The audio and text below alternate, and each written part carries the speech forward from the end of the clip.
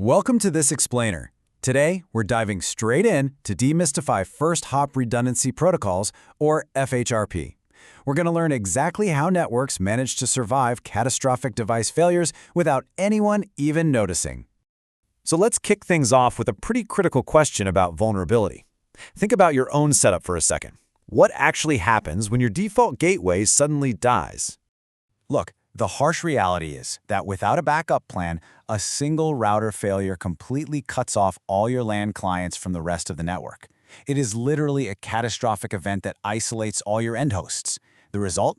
Broken communication and ultimately lost revenue, which is absolutely devastating for daily operations. If you think about a classic network topology, it's pretty clear. If your main router, let's call it router R1, goes down, the entire left side of that network just goes totally dark. Packets simply cannot flow from one side to the other. It is your textbook single point of failure. And that hardware failure, it immediately translates into a massive business risk that we absolutely have to mitigate.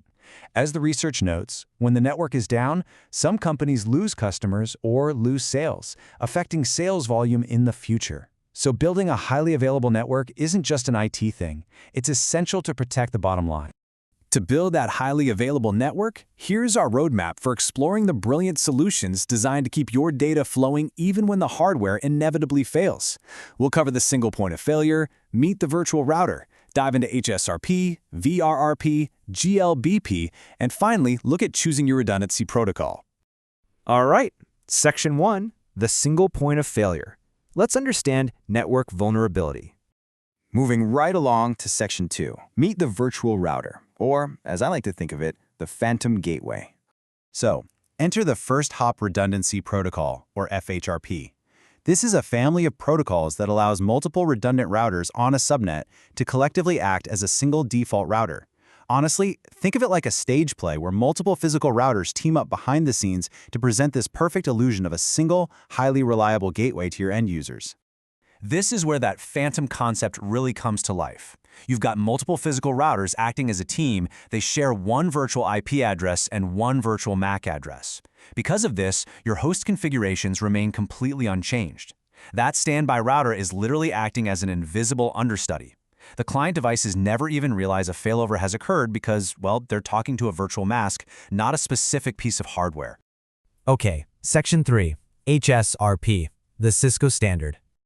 Under Cisco's HSRP active/standby model, an active router and a standby router share a single virtual identity. It's pretty straightforward. The active router handles all the live traffic, while the standby patiently waits in the wings. It just sits there, listening for hello messages every 3 seconds via multicast to make sure the lead actor is still alive. If those hellos ever stop, boom, the standby steps in without missing a single beat.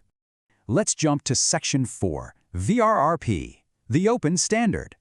Now, if we compare the two, HSRP is proprietary to Cisco and uses active and standby terminology.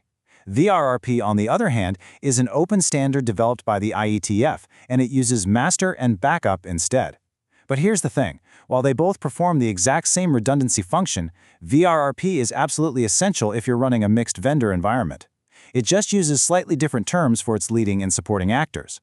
In a VRRP setup, that master router controls the IP address of the virtual router. And get this, that can actually be the physical interface's real IP address.